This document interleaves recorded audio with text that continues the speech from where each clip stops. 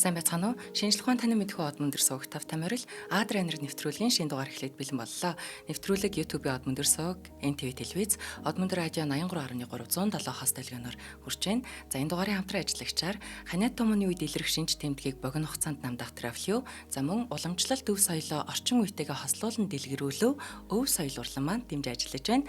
За студид урлаг судлаач Амина, хөтлөгч Цэнгэл баяр ажиллаж байна. За орой мэд.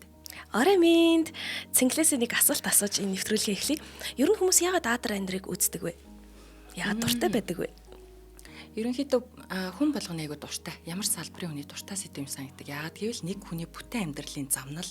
Амина анх удаа Адранд орж байгаа лөө. За нэг хүний бүтэн амьдралын замнал, уналт, босолт, үзэл бодол нөлөөлсөн хүчин зүйл аа. Дээрээс нь хүн төрөлхтөнд хийсэн маш том гавьяа алдар юу гэдэг бүх юм дурддагддаг. Нэгэнт өнгөрсөн одоо хэдэн зуун жилээр дурсагтаад байгаа тэр хүмүүсийн амьдрал.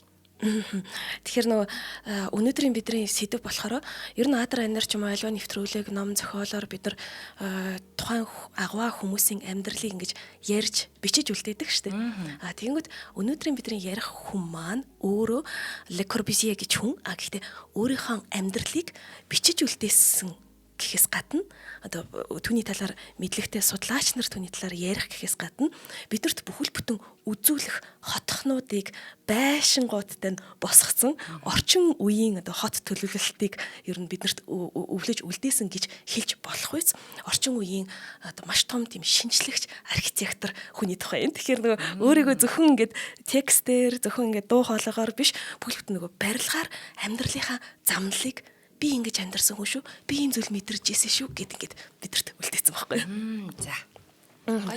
За тэгээд Le Corbusier гэж байгаа. Corbusier гэдэг тэгэхээр угаасаа за би Франц хэл бол сайн мэдгүй. Тэгэхээр энэ ч дуудлагын алдаа гарвал сонсогчд маань уучлаарай. Гэхдээ Le Corbusier юугаараа алдартай байдаг вэ гэхээр ер нь орчин үеийн архитектурын бэлэг тэмдэг болсон гэрэлт хот гэдэг одоо тийм том төслийг бий болгосон хүн. Ер нь бол Францын Марсель гэдэг хотын оршин суугчид бүр юу гэж хэлдэг вэ гэхээр солиотой хүний байшин l'immeuble de fade тэ бүр юм солиотой хүний байшин. Яагаад тэгэхээр 20 дугаар зууны ихэнх үе гэхэд Le Corbusier шиг ингэж зоригтой сэтгэж галзуугаар ийм шинжилэлүүдийг хийж исэн архитектор бол баг байгаагүй гэхэд хэлсдэхгүй. Ер нь яг энэ бол нэг ерөнхий том хөдөлгөөн явж байгаа юм л та. Тэгэхээр үүнийг бид нар мэдхийн тулд шууд одоо Corbusier гэж хэн байсан бэ гэдгийг ярихаас өмнө жоохон оршил хэрэгтэй байх. Ер нь 19-р зуун, бид нар 18-р зуун, 19-р зуун, 20-р зуун гэдэг нэг юм айхтар том шинжилэлүүдийн үеийг яриад байна да өрний урлагийн түүхэнд те. 20-р зуун бол дэлхийн 1-р дайн, 2-р дайн гэдэг юм дайнуудаараа алдартай байгаа тийм. Гэхдээ бас шинжилгээ ухааны маш том ололтуудаараа алдартай байгаад байна. Тэнгүүд 19-р зуунаас 20-р зуун руу нэг тэр шилжиж байгаа хэсэг байгаад байна тий. Энэ дунд яасан бэ гэхээр аж үйлдвэржилт, хотжилт гэд маш том зүйлсүүд явагдчихсан. Хотын түүх манай нэвтрүүлгүүд дээр бас их сонсч байсан баг. Тэгэхээр энэ хотжилт явагдана гэдэг маань мэдээж хүн болгоно анх удаа амьдарч үзэж байгаа юм шиг шууд бүх юмыг төгс хийгээгүй. Ер нь 19-р зууны Францыг бодоод үзэх юм бол яасан бэ гэхээр аж үйлдвэржилт, хотжилтоос болоод хот руугаа маш олон хүмүүс хурж ирээд тухайн хотын даацанд хитрээд магадгүй манай нийслэлд чи тийм асуудлууд тулгамд гадаа тий.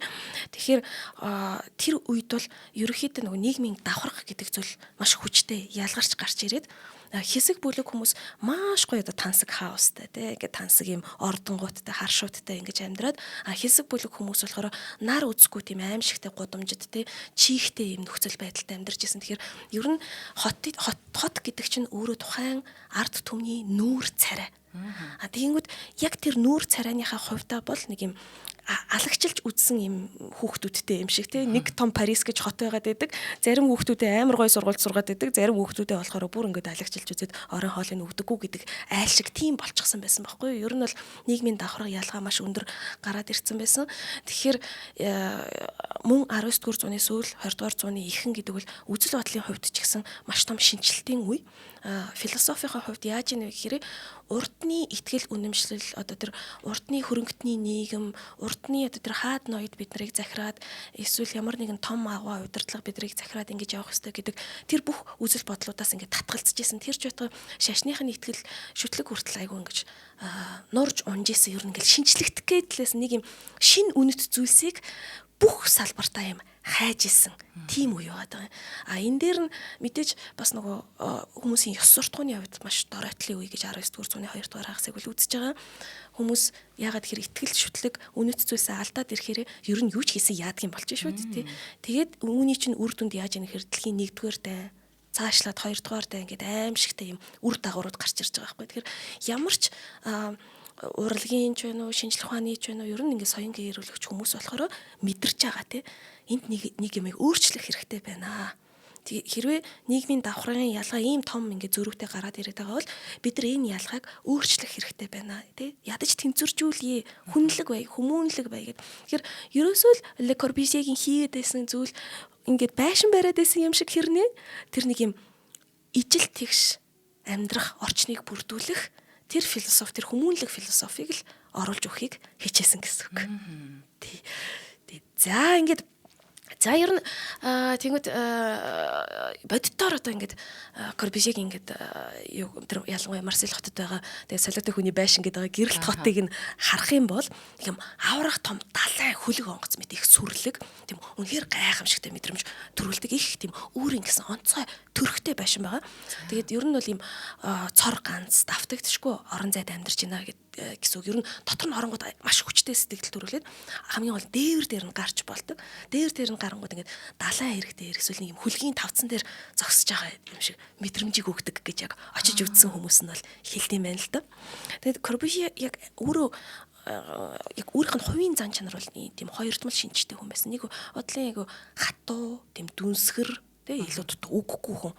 Тэгээд амьдралын хэв маягийн хувьд бол Корбюзье маш олон зүйлийг хийдэг байсан байгаа. Гэхдээ ер нь ихэвчлэн өглөөний цагийг бол өөрийнхөө зураг зурхад зураач байхдаа ашиглаад үдээс хойших цагийг бол архитекторын бүтээлүүдэд тойрохтой ашиглаж байсан ба. Тэгэхээр бүр гайхамшигтай нь Корбюзье бүр өөрийнхөө нэрээр Корбюзье гэдгээрээ одоо нэг юм урсгал хүртэл тодорхойлсон байгаа байхгүй юу? Одоо Корбюзьегийн урсгалын зүйл, Корбюзьегийн архитектурын одоо зүйл гэдэг ингээд юм тусдаа төрөл зүйл гэдэг шигтэй ингээд одоо энэнд нөгөө тэр нөгөө дээврийн цэцэрлэг орох уу? Орно. Террасууд орно. Тийм, террасууд.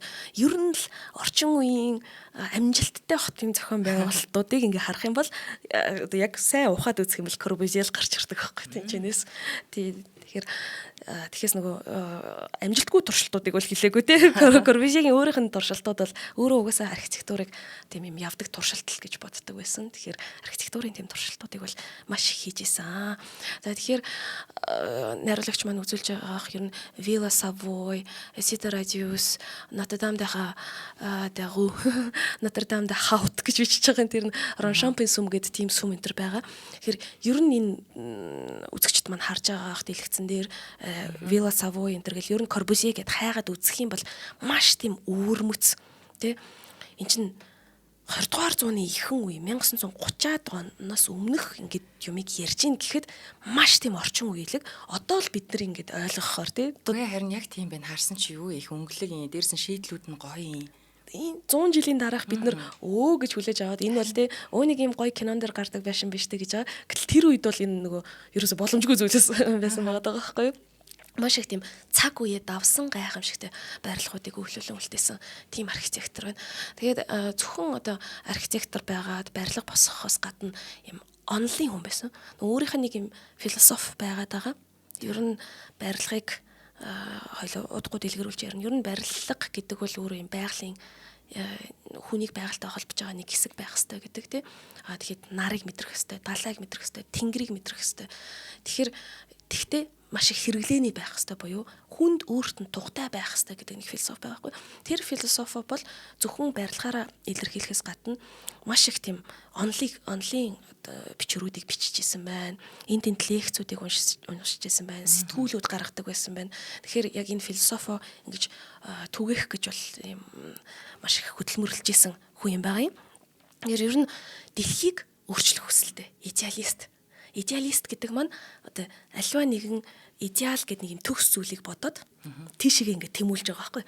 За хот ийм л байвал төгс байх юм байна. За хот одоо жишээ нь гэрэлт хот байх хэвээр. Гэрэлт суурин байх хэвээр. Villa Radius гэдэг тийм өөрийнх нь нэршил байгаа тий. Хот ерөөсөө л хүнийг аз жаргалтай болгох хэвээр. Тэ төгс орон зай бүтээх хэвээр. Хүн тэнцээ ер нь ингээд тийм аз жаргалтай байх хэвээр гэдэг. Гэхдээ нөгөө тийм юу биш. Аз жаргалтай байх хэвээр гээд нэг тийм одоо аватар шиг юмэг үл нэгэнтээ бид нар энэ ертөнцид бүтээж чадахгүй шүү дээ. Аватарын ертөнц шиг тий. Тэгэхээр Корбюзегийн сэтгэлгээнд болохоор рационал буюу юмыг маш тийм ухаантайгаар логик сэтгэлгээтэйгээр тий. Тэгээд шинэ үеийн техник технологи ямар байна? Шинэ үеийн хүнд яг ямар төрлийн техник технологи нь зохицох нь гэд энэ бүхнийг хамтд нь ингэж авч явж чадчихсэн. Ер нь бол нэлээд рационал тийм ухаантай сэтгэлгээтэй. Түүндээ ерөөсө ухаантай сэтгэлгээтэй буулт хийдэггүй тийм уран бүтээлч байсан байна л да. Ер нь бол ингэж Парисыг бүтнээр нэм нураах хэрэгтэй гэж үздэг гэсэн. За. Одоо бид нар ч болохоор агил нэг урлагийнхан чинь ой манай Парис, ой манай Версальтай, ой Лувр музей ямар үзэсгэлэнтэй гайхалтай гэл 17 8 дугаар зууныхаа барилгыг ингээд шүтээд байгаа шүү дээ. Корбюзегийн хувьд бол энэ бол ингээд ер нь бол үеэ өнгөрөөсөн.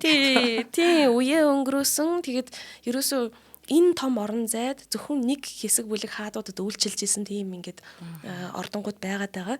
Тэгээд энэ нь бол нөгөө бусад хүмүүстэй хүртээлэхгүй байгаа учраас сайхан тэгээд сайхан тий тэгшлээд явчих гээд тэгжсэн байгаа юм л та. За ингээд хувийнх нь амьдралын хувьд бол сонин шүү. Нөгөө дутуугийн мэдрэмж гэж нэг мэдрэмж одоо сэтгэл зүйн шинжилгээ ухаанд хэрэгтээд тах шиг байна тий. Тэгэхээр ер нь бага наснд хүүхэд нэг юм дутуу өсчгөрөө тэрэн дээр өөрийгөө батлахыг хичээдэг юм шиг тий. Тэр Корбюзегийн хувьд бол нөгөө ээжтэйгээ их сонирхолтой харилцаатай. Тэгээд ээжтэйгээ баг өдөр болгон захиа бичдэг гэсэн ба. Нас барам ээж нь өөрийг нь амьдралынхаа туршид Корбюзе чи хэдэн нас орлоо. За ямар ч гэсэн 90 донд тий. Тэг юу л 77 настай тав илүү дээ. За хэдэл удахгүй харъя. Тийм 1880 эдээс нэг 1900 хэдэн хүртэл лээ. 60 За нэлийн өндөр настай байсан. Тэгэнгүүт ямар ч үсэн Корбюзег нас барахаас 5 жилийн өмнө л ээж нь нас барсан гэж байгаа байхгүй юу. Тэгээд тэгэхээр амьдралынхаа туршид тэр чигтээ ээжтэйгээ баг өдөр болгон захиа явчихдаг гэсэн гэж. Тийм ээ 65 он. Тэгээ бүр ингээд тэр ээжтэй ямар эмэгтэй хүнд дурлсан тэр эмэгтэй хүний одоо би фистогийн хувьд нь юунд таалагдсан гэдгийг хүртэл дэлгэрэнгүй бичиж чаддаг байсан гэж байгаа юм. Нөгөө айгу дотн юм шиг. Тийм харилцаатай. Тэгээд гэхдээ ээж нь болохоор хүүгээ огт магтдаггүй байсан гэж байгаа. За энэ яагаад вэ? За Корбюзе маань анх 1887 онд Швейцарын Юрагийн уулсын хүндийд орших Ла Шодефон гэд хотод мэндэлсэн байгаа. Өөрийнх нь яг жинхэнэ нэр нь бид нар түрүүнээс хойш Корбюзе гэж ярьлаа. Гэхдээ жинхэнэ нэр нь бол Шарл Эдуар Жанаре Гри. Шарл Эдуар Жанаре Гри гэж байгаа. Тэгэхээр яг энэ Швейцарын Юрагийн уулсын хүндийд орших Ла Шодефон гэд хотхон байгаа. Тэгэхээр энэ хотхон нь болохоор ер нь газар зүйн хувьд бол Швейцарын хамгийн юм азгүй байрлал байхгүй юу. Нөгөө уул Швейцарыг чинь бид нар маш үзэсгэлэнтэй гоё тухтай байгальтай гэдгээр нь мэдэн шүү дээ, онгон байгальтай. Гэтэл Ла Шодефоны энэ хотынх нь газар нутагт болохоор байнгын бороо, цас, юм дүнсгэр ер нь бол нэлээд тийм амьдрахад тийм ч таатай биш жоохон юм сэрэг ч юм уу тийм хэсэг нөхгүй Швейцарын. За тэгээд энд ямар айлд мэдлсэн бэ гэхээр протестант шашинтай, протестант дундаа кальвинизмын урсгал. Тэгэхээр протестантууд дундаа кальвинистууд бол бас нэлээд юм хатуу. Тийм. Одоо Англид пуританчууд гэж ярьдаг шиг протестантууд дундаа кальвинистууд бол ер нь нэлээд тийм хатуу дэгж аягтай, сахилга баттай. Тэгээ тийм дундаж чинэлэг гэр бүлд төрсөн отхон хүү байсан. Тэр гэр бүл бол 2 хүүхэдтэй байсан. За тэгээд ер нь энэ Ла Шодефон гэдэг хот маань өөрөө дэлхийн бугуун цагны төв. Тэр үед яг өөрийг нь мэдлэхэд бол бугуун цаг гэхээс илүү юм карманы цагнууд гинжтэй эргэлдэг байсан. Тэнгүүд жанрэ гэж ярьчих юм манайха. Корбюзе биш одоо юм жанрэ хүү байгаа шүү дээ. За энэ жанрэ хүү болохоор ер нь жанрыгийн гэр бүл нь энэ хотод одоо удам дамжиж сууршаад гэр бүлэрээ дандаа юм цагны мастер хийдэг, цагны мастер буюу цагны сэлбэр хийдэг тийм айл байсан байгаа. Тэгээ аав нь тэр гар урлаач гэсэн үг тийм. Цагны сэлбэр хийн гэхээр эргэн тойрондох тэр сэлбэрийг нь хийхээс гадна цагны нөгөө циферблат гэж нөгөө тоог нь бичдэг юм шүү дээ. Тэгэхээр ийм эргэн тойрондох үзэсгэлэнтэй цэцэг навч юу гэдгийг тэрийг нь сэлж зурчаад дараа нь яг тэр цагийн циферблат дээр болохоор тоогоо маш нарийн алдаагүй хэмжээтэй бичнэ гэсэн үг шүү дээ. Тэгэхээр энэ хоёр өөр төрлийн одоо нэг тийм чадварыг хослуулах хэрэгтэй болж байгаа байхгүй. Уран сайхны цэцэг зурснаа маш нарийн математикийн тооцооллын тэгээд тэр нь маш юм жижигхэн цагны уран зайд гэдэг. Тэгэхээр мэдээж аавын багаасаа энэ үйл хэргийг нь харж өссөн байгаа. Өөрийг нь ч гэсэн ер нь гэр бүлийнх нь цагчин болно, цагны сэлбэрчин болно гэд бэлтцсэн тийм байсан байгаа. Ээж нь болохоор төгөлдөр хурж төгөлдөр хуурын багш хийдэг. Тэгэж одоо мөнгө төгрөгөө бас зохицуулдаг. Тэгэнгүүт ер нь их тийм консерватив үн зүйлстэй буюу их хуучинсаг тийм байсан байгаа. Тэгэнгүүт гэр бүлийн хүмүүжил нь болохоор хүмүүр өөрт ноогдсон хэвэндээ багтах хэвээр тийм бичгтэйг уйлтай тийм. Ерөөсөө тийм стандартаас гараад ах хэрэггүй. Чи яг тэр нэг хэвэндээ чи хийх хэвээр юм бол хийх хэвээр. Хийх хэвээр зүйлээ дараагүй. Хөдөлмөрл твч одоо гомдол битээ гаргаа гэдэг л тийм хатуу дэгтэй айлсан байгаа байхгүй. За эхний хамтран ажиллагч. За ямар нэг цаг руу оронгуутлна. За нэвтрүүлгийн хамтран ажиллагчаар Хани Томоны үед илэрх шинж тэмдгийг богино хугацаанд дамжих трафикийн ажиллаж байна. Амина чамд зориулаад хэлж байгаа. За Хани Томоны анхан шатны шинж тэмдэг буюу одоо толгой өвдөх, хоолой өвдөх, нусгоож, халуурах, найтах, бие арзах Аминад илэрч байгаа одоо энэ бүх шинж тэмдгүүдийн үед трафик хамгийн эрхтэй болдог. Тэгтээ яг бид бол бүгдээрээ трафик мэддэг. Гэхдээ гарч авах боломжгүй бол ич поинтсыг минээс захиалаад гэртээ өнгөө үргүүлээд авах боломжтой юм байна. Ер нь бол бүх юмын сангуудаар худалдаалагдчихж байгаа. За тэгээд яг бүр их тийм нэлээд одоо хөгжсөн ханиад бол биш. Зүгээр ингээд яг эхний шинж тэмдгүүдийг трафик бол нам дарддаг манайхан бүгдээрээ мэдж байгаа. Тэгээд ич поинтоор хөргүүлээд авч болно шүү. За ич поинтсыг минь болон бүх имийн сангуудаар үйлчлүүлэх одоо энэ хөргүүлж авах л ич поинтер би одоо нэг өгүүлбэрийг хоёр давтчихё да. За ийм боломжийг трафик маань биднэрт хэлж байгаа. Тийм нэвтрүүлгийг дэмжиж ажиллаж байгаад баярлалаа.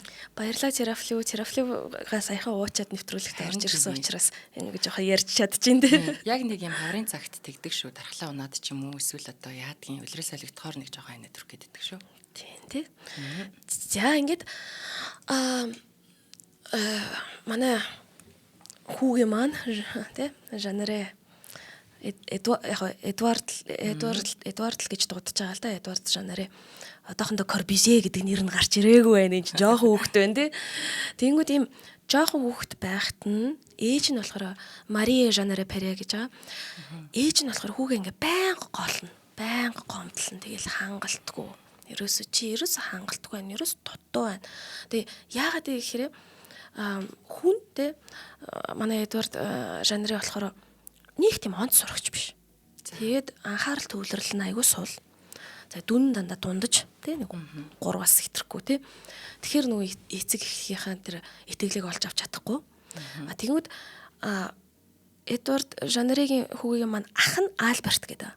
Альберт болохоор ерөөсө жил хагасан насны зөрүүтэй ах байхгүй. Тэрж баг үеийн ижил хүүхдүүд болж байна тий. Тэгснээ Альберт нь болохоор аюу авиаслаг хийлж. Тэгэхээр чи нөгөө хөгжимчин ээжийнх нь бахархал болчихж байгаа үстэй тий. Тэгэл нөгөө нэг юу миний өстө ууган хүүл ингээд мундаг хөгжимчин болох нь байна тий. Тэгэл 11 наснд нь концерт энэ төр тоглуулаад хамаг анхаарал нь Альберт руу яваал. Тэгвэл хажууд нь нэг анхаарал төвлөрөл суулт ингээд 3 сурж мурдаг юм дүүн байхаар ерөөсө хүлийн зөвшөөрөхдөггүй чи бүр өстө үнэхээр тий. Ах чинь ийм сайн байхад гэдэг тэр харьцуулалт байнгын явж идэг байсан баг тий. Хүлийн зөвшөөрөгдөх хэрэгцээ яваад байгаа юм байна шүү дээ тий. Тэгээ нөгөө ээжтэйгээ айгу гоё холбоотой байгаад байгаа гэдгээс яг бодогдож байна. Яг нэг юм хүлийн зөвшөөрөгдөх хэрэгцээтэй хүмүүс болохоор за намайг ингээд ямар нэг байдлаар сэтгэл зүйн байдлаар дутаасан гэж үзэн готлаа гэр бүлтэйгээ холбоо харилцаагаа бүр мөсөн тасалдаггүй. Яагаад гэвэл хүлийн зөвшөөрөгдөх хэрэгцээ байгаа учраас баталгааг байн хүсэж идэг. Сайн яваагаа харуулахыг байн хүсэж идэг ч юм уу. Эсвэл одоо урлаг уран бүтээл янз бүрийн бүтээлүүдээрээ тэр мэдрэмжийг нөхөхийг хүсдэг учраас одоо тэрийг одоо өөрийгөө одоо хөгжих гол хүчээж болгоод юм. Одоо нөгөө зураачид донд одоо энэ Пикассо, тэ Ван Гог энэ хүмүүс бас нэг тийм сэтгэл зүйн асуудал байгаад бүтээлд нь айгүй шингэсэн юм шиг байгаад идэг. Харьцуулаад байна гэдэг айгүй хэцүү ойлголт юм байна. Ер нь эрүүл биш. Тэгэн гол бодох юм бол намайг ингээд ингээ хэлчих юм бол тэр чинь эрүүл сэтгэл зүйч болчих гээд байгаа байхгүй. Хэлэхгүй одоо гэр бүл гаднаас нарахаар маш гоё харилцаагаа таас дээ. Тий.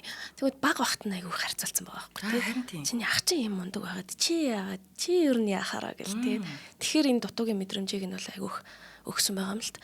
Тэгэхээр ийм орчинд одоо манай тий Эдвард маань өсөхөрөө ээжийнхээ анхаарлыг татахын тулд ингээд бат нөгөө саяны ярьсан тий яг зинхлээ маань ярьж байгаа юм батлах хэрэгцээ.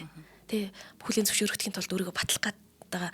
Тэгэхээр батлахын тулд яах вэ гэхээр ер нь өөрийнхөө замыг тий өөрийнхөө замыг ингэж нээх хэрэгтэй. А гэтэл гэрийнх нь болохоор юу хүлээгээд байгаа гэхээр гэр бүлийнхаа уламжлалыг дагаал цагны сэлбэрчин болно гэтгцэн ба. Тэгэхээр 1900 онд дөнгөж 13 наснда одоо хотынхоо хэрэглээний урлагийн сургуульд манай хүн хэлсэж орсон байна. Тэгсэн чинь мэдээж энэ сургуульд бол хэрэглээний урлагийн сургууль гэдэг нь юу гэж байгаа вэ гэхээр яг тухайн үед их урлаг гэж байсан байхгүй юу? Их урлаг буюу түүхэн сэдвэр зурах, байгалийн сэдвэр, за байгаль ч бас нэг ч амар их урлагтай орохгүй. Гэхдээ ер нь түүхэн сэдвэр ч юм уу, хөрөг зураг энэ төр гэдэг ч юм уу. Тийм их урлаг буюу том үсгээр урлаг гэж тэмдэглэгдэх урлаг. А хэрэглээний урлаг буюу юм зүгээр юм сандал ширээ, тэ жижиг сажиг юм хийх одооныхоор л уг нь дизайн гэдэг юм л та тий.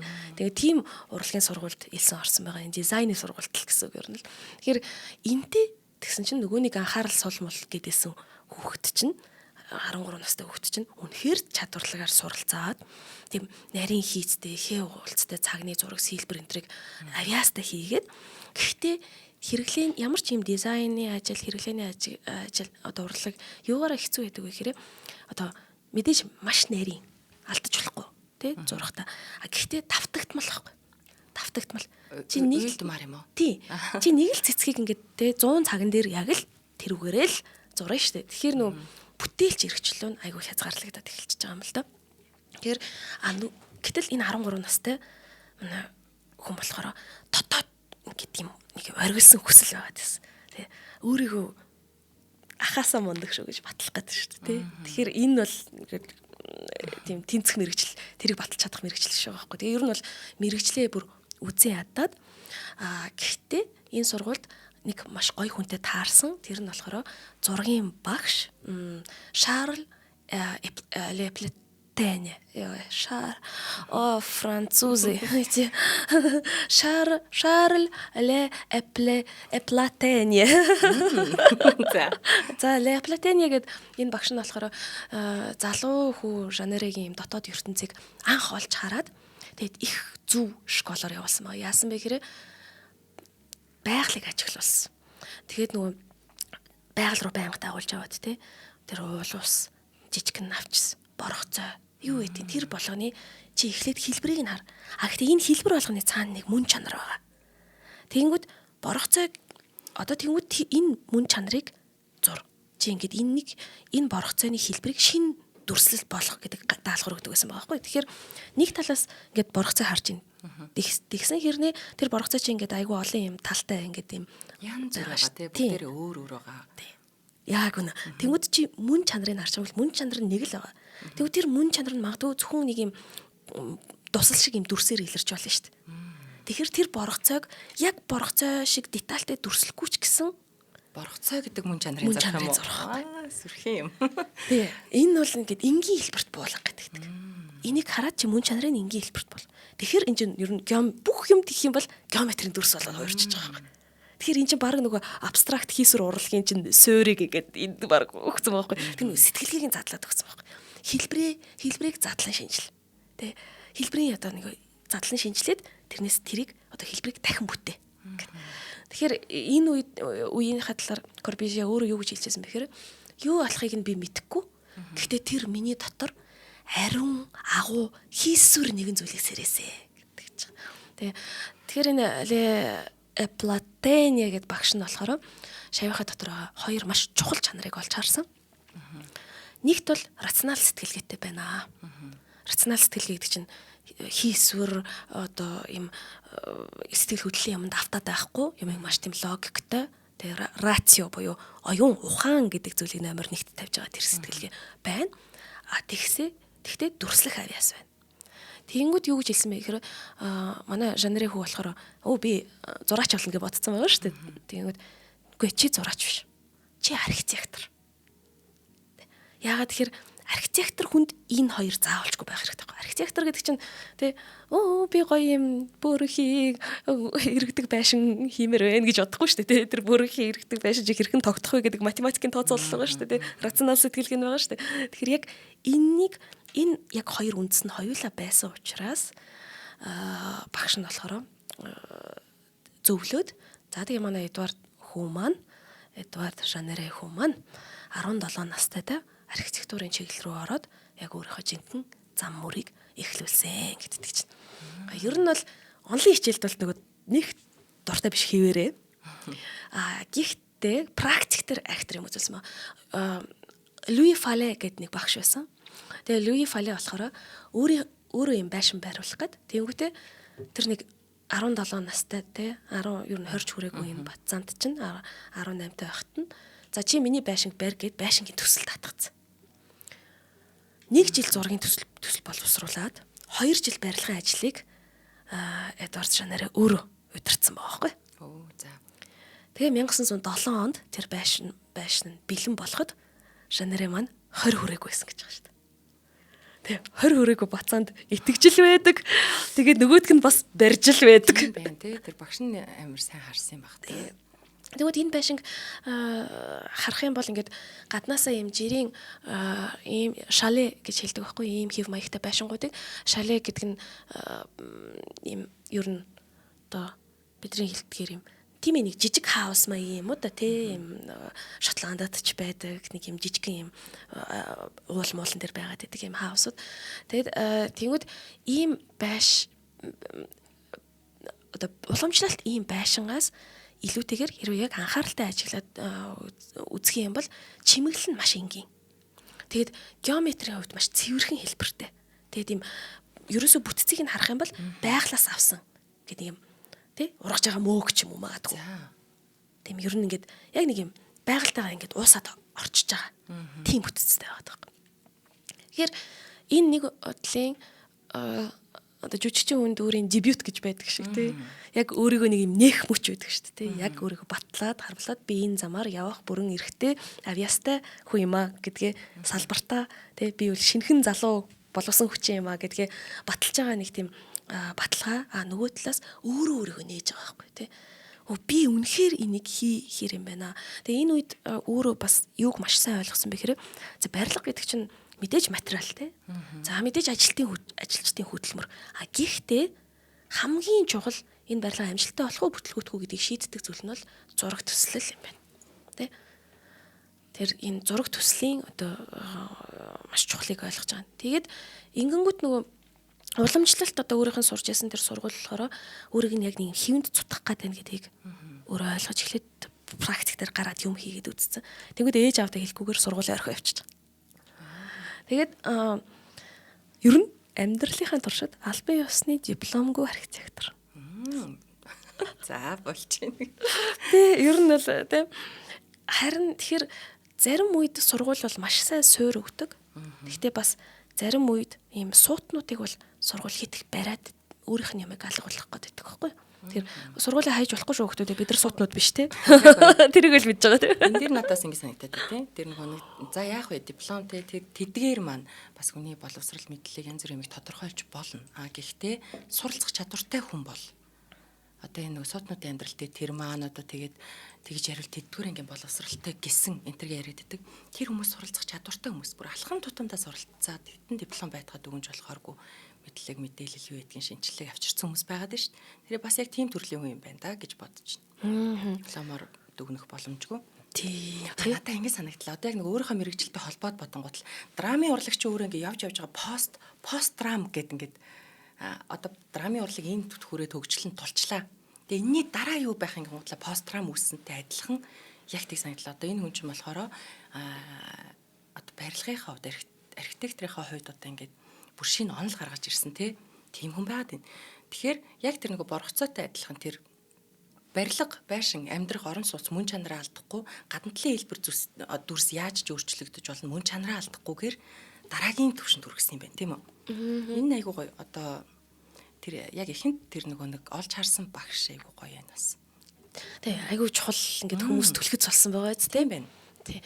За тэгээд мөн бас багшийнх нь маш чухал зүйл юу өгсөн бэ гэхээр Ницшегийн Заратустрагийн өгүүлбэг гэдэг бүтээлийг өгч уншуулсан байгаа. Тэр багш нь уу? Тий.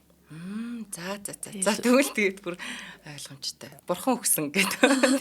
Тий, Заратустрагийн өгүүлбэг гэдэг тэр бүтээл дээр бол философи Ницшегийн одоо ерөнхий философи. Тий, ерөнхий философи бид нар бол ингээд тусдаа дугаар болгох шаардлагатай байх тий. Тэгэхээр яг нэг Ницше Заратустрагийн өгүүлбэг гэдэг зохиол төр бурхан өгсөн гэдэг үг гарангуут нь бид нар шууд энэ чинь антикристиан байсан юм байна тий. Бурханы тухай яриад байна гэж бурханы тухай яриад байна гэж ойлгоод. Гэтэл яг үнэндээ тэр чинь болохоор ер нь уламжлалт консерватив үнэт зүйлс бидний уламжлалт урд нь ертөнцийг хардаг байсан тэр том түүх, мета түүх одоо ертөнцийг үзэх үзэл өнгөрсөн. Яг үнэ. Одоо биднэрт шинэ үнэт зүйл хэрэгтэй байна. Шинэ ингээд зүйл гэж л хэлээд байгаа юм шүү тий. Тэгэхээр энийг уншсанараа манай архитектор Корбюзье маань хуучин ёсыг одоо эвдээд тий шинэ үнэт зүйлтэй болох юм байна. Тэгэнгүүтээ ер нь би юунд ч баригдахгүй юм байна тий. Яг үнэ хэвнээс гарч буй хүн гэж өөрөг нь хэлсэн байгаа байхгүй. Хэвнээс гарч байгаа хүн гэж одоо мэдэрч байна тий. Тэгээд тийм учраас ч тухайн үед аялал жуулчлал хөгжөөгүй байсан үе гэхэд 19 настай та Итали руу ганцаараа аялцсан баг. Тэгээд архитектур их өвтэй ингээд танилцж байгаа тий. Тэгэхээр философи Ницшег уншчлаа. Харин тийм Итали руу аялчлаа. Тэгэхээр Флоренц хот руу очиж байгаа юм. Флоренцд чинь маш том гоё дуомо их сүмүүдтэй. Тэгээ Ром руу очиж байгаа. Ром болохоор эртний Ром архитектурын тэр тойроод байгаа. Флоренцд бол илүүтэйгээ сэргэн мандалтай юм барилгууд байгаа. Тэгвэл өөрийнх нь одоолтол хадгалагдаж үлдсэн Ромын болон Флоренцийн гоё тийм барилгууд байдаг байхгүй. Тэгээ тэр эдрийг дандаа зурцсан. Маш олон юм детальтай нь зураад, химжээд, задлан шинжилээд. Тэгэхээр нөгөө тэр хүн ямар нэг ангийн лекцийн танхимд биш. Тэр яг боддоор явж өөрөө гэж судалгааныхаа ажлуудыг хийжсэн гэсэн үг юм. Тийм байна тий. За дараагийн хамтран ажиллагчаа танилцуулъя. За нэвтрүүлгийн хамтран ажиллагчаар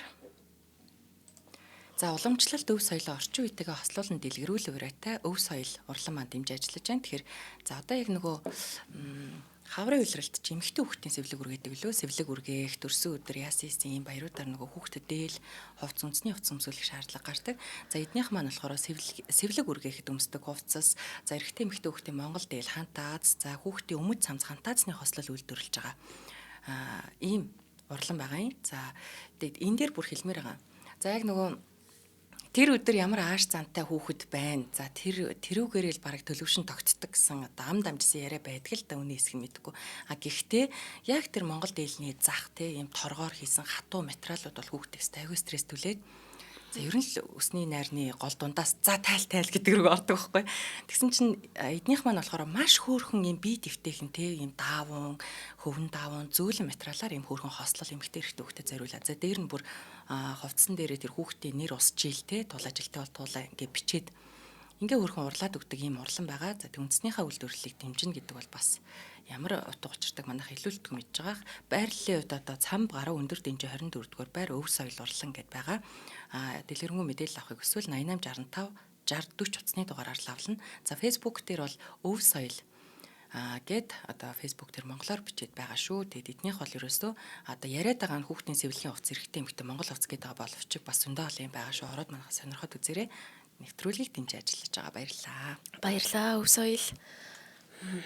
За тэгэнгүүт нөгөө ингээд Корбюзье маань аялж явж байгаад Афинд очсон байгаа Грекийн тий. Тэгвэл эртний Грекийн Афинаас хамгийн чухал үлдсэн зүйл чинь Акрополис гэд уулан дээрх хот байгаа. Тэгэхээр Акрополисыг болохоор манай хүн бүр 2-7 хоногийн турш дээшээ доошоо нөхсөөл уруудаал янз бүрийн өнцгөөс нь ажиглаад л тий бүр яг дурлцсан бүр ингээд автцсан. Тэгэл бүр ингээд яа л тэнд амьдарч байгаа байхгүй 2-7 хоногийн туршид бүр дээр нь тий. Тэгэл байнга ингээд тэрийгэ зураал. Тэгэд нэг бол юм Акрополис энэ агуу байгууламжийн сүр хүчийг мэдрээл ингээл өмнө дарагдсан юм шиг мэдрэмж мэдрээл. Нэг бол айгу ойлгол, нэг бол бүр эзэмдээд авчий даа гэл яг нэг тийм дурлалын юм шиг тийм мэдрэмж архитектуртай өссөн байгаа байхгүй. Тэгээд ер нь энэ аяллуудаасаа юунд ямар дүнэлтэнд хүрсэн бэ гэхээр өмнө нь сурсан бүхнээсээ татгалзаад өөрийн гэсэн ертөнцийг бүтээх хэрэгтэй. Ингээд 1909 он болоход Парист Pierre Brothers гэд байсан. Тэдэртэй ажиллахдаа төмөр бетон материалыг өөрийнхөө хувьд нийцэж байгаа. Тэгэхээр нөгөө төмөр бетон материал маш их эргчлөө өгдөг. Тэ ийм учраас одоо ирээдүйн архитектурын үндэс болж байгаа юм л да. 1912 онд эх орондоо буцаж ирээд 25 настайдаа өөрийнхөө архитектурын товчоог нээж байгаа. Тэгэд за ингээд гэхдээ нөгөө түрүүн эцэг гэхийн тухай ярьсан шүү дээ. Батлагдах хэрэгцээг л дээ. Тэгмэд эцэг ихтэй зориулж хийсэн ингээд хамгийн тийм хувийн шинж чанартай юм төсөл нь болохоор цагаан вилла буюу Вилла Бланше. Тэгэхээр энэ байшин болохоор юм яг тэр бяцхан Парфенон сүм буюу тэр Акрополисын хамгийн дээдэлтэй байгаа тэр сүмээс нэг бодлын ингэж онгодоо авсан юм шиг те өндөр суурин дээр байрлсан сүр жавхлантай орчны ингээ бүхэлдэн тийм толдох боломжтой. Тийм.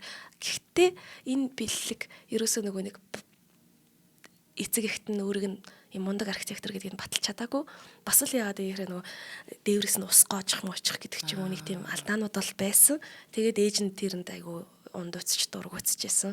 Тэгээд энэ нь болохоор ингээд насан туршдаа ингээд өөрөө бас нэг юм гимшигтэй гэрийнхэнтэй гоё юм бариад өгч чадсангүй дээ гэсэн нэг тэр гимшлийнх нэг хэсэг болж байгаа юм л да. Тэгэхээр ер нь тэр өвдөлт нь бол насан туршид нь л өөрийг нь дагжил явсан юм бэ л л. Тэгэнгүүтээ ойлгочихж байгаа юм л. За ерөөсөө энэ La Chaux-de-Fonds гэд хот бол миний ингээд бодож байгаа тэр том зүйлсийг биелэлээ болгох ерөөсөө хот биш байна. Мөн байгалийн гоо үзэсгэлэн гутаас нь толб гэж өөрийнхөө хотыг бүтггүй уур амьсгалтай хот тэр гэж хэлдэг.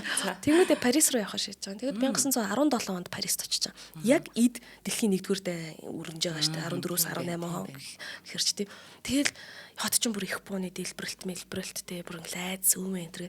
Гэхдээ энэ архитектурууд айгүй зэвүүн.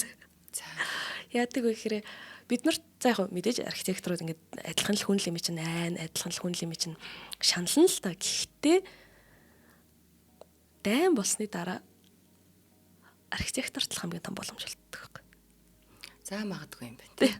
Тийм юм байна. Бүх юм хусагдж байгаа шүү дээ. Дарчигдаад сүрээд норчаад шин өөрийнхөө төслийг ингээд бий болгох боломж болдог. Үзэн ядадсан сүмүүд бүгд нурсан. Тэгээд тэгэнгүүт нэг Парист очоод манай хүн чинь мөнгөгүй тий ядуу амьдарч байгаа. Хаана амьдрах юм? Парис дандаа ядуусын хороол гэж байна. Дайны үе юу ямар юмных нь ажил байх вэ тий. Тэгэнгүүт Парисын янхнуудын хөргийг зурдаг болж байгаа юм. Тэр манай бие үнэлэгч нар тэгээд үе үед мөнгөтэй. Тэгээд тэгэнгүүт ийм тэгээ өөрсдийнхөө зургийг зургуулах тийм хэрмэл чөлөөтэй тэнмэл тийм зураач нар тэрийг дууддаг. Тэгээ өөрсдийнхөө зургийг гоёор зурулдаг. Тэгээ нэг бодлоо селфи байхгүй үед чинь тэгээ зургаа зуруулна шүү дээ тий.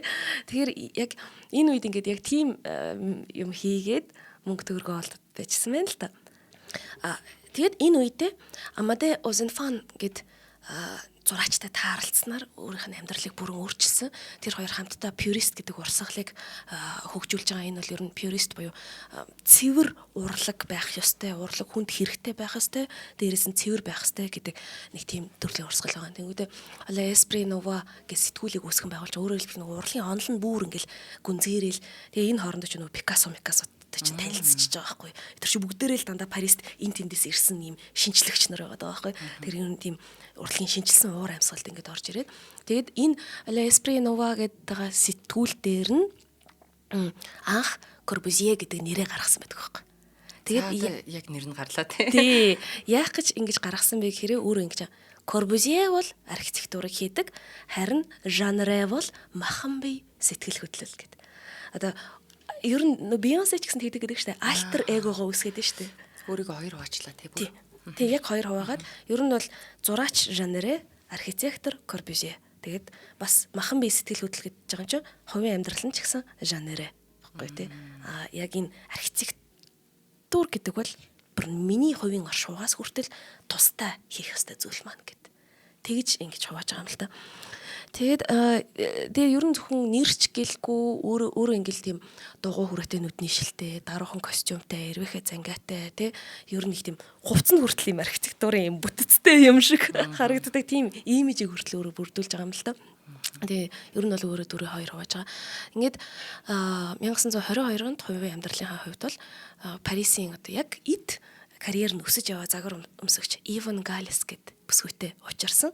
Тэгээ Иван Галес болохоор өөрийнхөө бүх карьер ирээдүгөө орхиод зөвхөн Корбюзьед өөрийгөө зориулсан. Тэгээд гэр бүлийн амьдрал эхлүүлсэн. Гэхдээ Корбюзье хэлсэн баа хүүхдтэй болохоос бол хүүхдтэй болохгүй. Ер нь амьдралынх нь гол зорилго ганцхан архитектур. Архитектураар дамжуулаад ертөнцийг өөрчлөх. Ийм учраас хүүхдтэй болохгүй яа. Тэгээ энэ бас би параг Иван Галесийн тусдаа нэвтрүүлэг юм байгаа шүү. Тэгэхээр ер нь за ингээд Корбюзье маань ер нь архитектурын 34 бүтээл туйрвснаас ер нь хамгийн чухал нь ээжтэй зориулаад сүм босгосон байгаа байхгүй юу? Тэгээд ер нь философийн хувьд ерөөсөө л тийм аврагчийн шинж чанартай. Тэгээ хүн төрөлхтөн ер нь юу байх хэвтэй маа. Жишээ нэг машины хувьд Corbusier Ford Model T гэдэг машинд аягүй дуртай байсан. Яагаад вэ гэхээр маш төгс боловсронгуй, стандарттай, тэгсээ олон тоогоор үйлдвэрлэж маш олон хүнд хүрж болдог. Тэгээд тийм учраас философийн хувьд ер нь яг тийм машин шиг байх хэрэгтэй. Хот ч гэсэн хүнд үйлчлэх ёстой машин. Өөрийнх нь хэлсэн үгэнд донд бас байдаг шүү дээ. Байшин бол ямар машин байх ёстой гэсэн мэдгэлээ нэг хэлсэн байдаг тийм. Тийм, яг функционал буюу амьдардаг машин байх ёстой гэсэн мэддэг байхгүй юу? Сонио. Тий.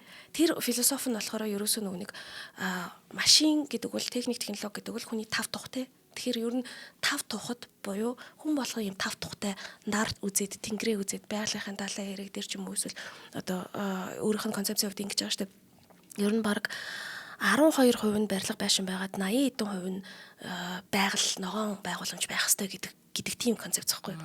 Тэгэхээр орчин үеийн хот нь нэг том байшин, нэг том газрыг эзлээд байх биш. Тэ дээшигээ ингээд босоо олон давхар. Тийм. Гэхдээ эргэн тойронд нь тэр чигтээ ногоон байгууламж. Тийм л байх хэрэгтэй. Тэгжиж олон хүнд хүртээмжтэй. Яг тэр нэг хотод багаар хотод 3 сая хүн амьдарч иж тэр чинь ингээд яг урлаг соёлын төв ч юм уу тийм болно шүү дээ. Тэгэхээр олон хүн амьдрах хэрэгтэй хот гэдэгт. Гэхдээ олон хүнд тэгш хүртээмжтэй функционал үүрэгтэй байх хэрэгтэй гэдгийг л өөрийнхөө нөгөө архитектураар ингэж гаргаж хэлж ирсэн байхгүй. Тэгэд юу юм аа. Одоо бодсон чинь бид нар одоо сургалтсмаар юм. Тэгсэн чинь ногоон байгууламж туул муулаа устгах нэг сонь юм яриад. Corbusier сонс манайхаа. Тэгээд өөрийнх нь бас нэг юм тийм маш тийм хувийн прожектуудын нэг нь болохоор Роншап дах одоо Нотр-Дам дах хаут гэд сүм байгаа. Тэгэхээр энэ сүмээ болохоор яг ээжтэй зориулж барьсан бах. Яг тэр сүмийн одоо цонхон дээр ээжийнхээ нэрийг дандаа бичсэн байдаг байхгүй. Мари гэд. Гэхдээ нөгөө Гигэ Мари зориулсан сүм байгаад байдаг шашныхаа хувьд. Гэхдээ яг өөрийнх нь хувьд илүү тийм ээжтэй зориулсан сүм бах гэдгийг чам.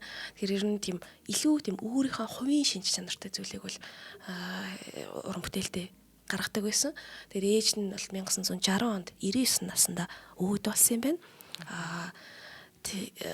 Мэдээж тэр сүмийг бол үзчихэд өвөд болсон байна ашгүй.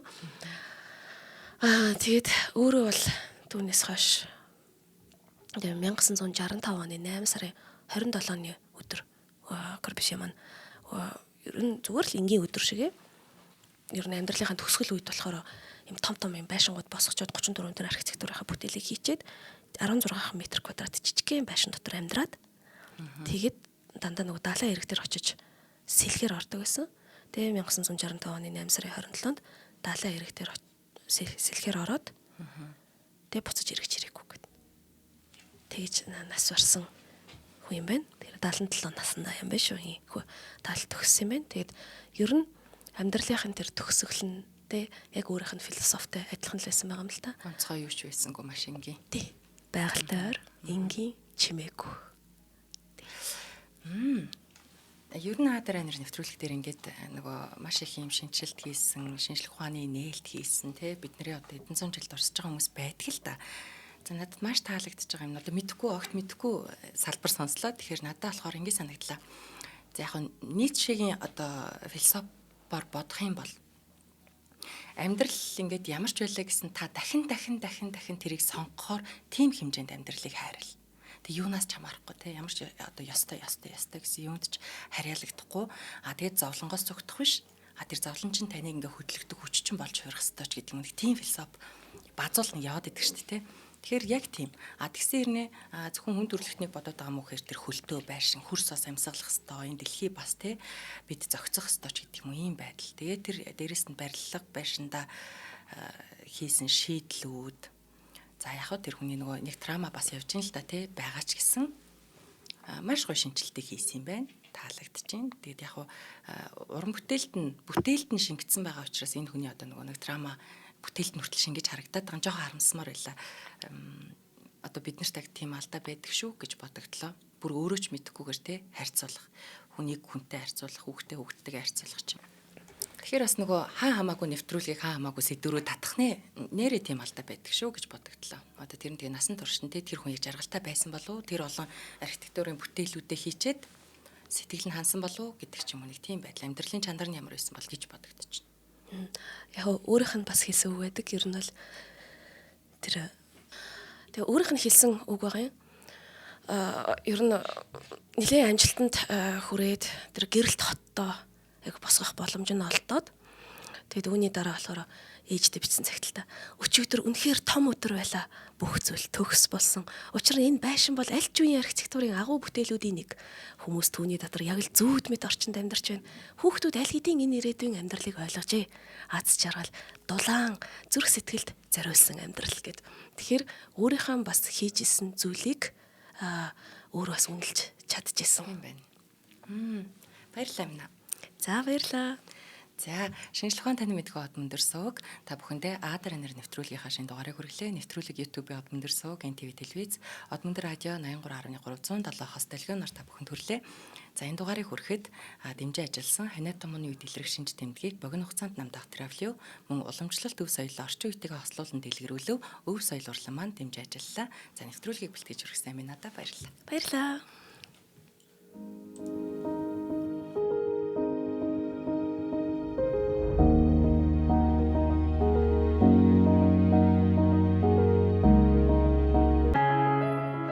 Нэвтрүүлгийг хүлээн авсан Нарны аймгийн монголчуудаа баярлалаа. Од мөндөр сууг нь энэ мэдчлэн таны мэдхүй мянган нэвтрүүлгийг 2026 оны 7 сарын 1 хүртэл та бүхэндээ хүргэх юм. Их хэлээрээ шинжлэх ухаан танин мэдхүйг түгээхийн үлсэд нэгтгэх хүсвэл та бидэнд хандив өгөх боломжтой. Жилдээ ганцхан удаа 100,000 төгрөгөөр биднийг дэмжснээр шинжлэх ухаан танин мэдхүйг түгээх энэ үйл хэрэг амжилттай үргэлжлэх юм. Од мөндөр нэр дээрх Удаагийн банкны дансгаа 4191 тэг 4518 Та 100,000 төгрөгөөр шилжүүлэхдээ гүйлгээний утга дээр нь өөрийн нэр болон утасны дугаараа заавал бичээрэй. 100,000 төгрөг хандалснаар Од мөндөр суугийн алтан гишүүн болох юм а. Шинжлэх ухаан танин мэдхгүй Монголд ялах болтугай.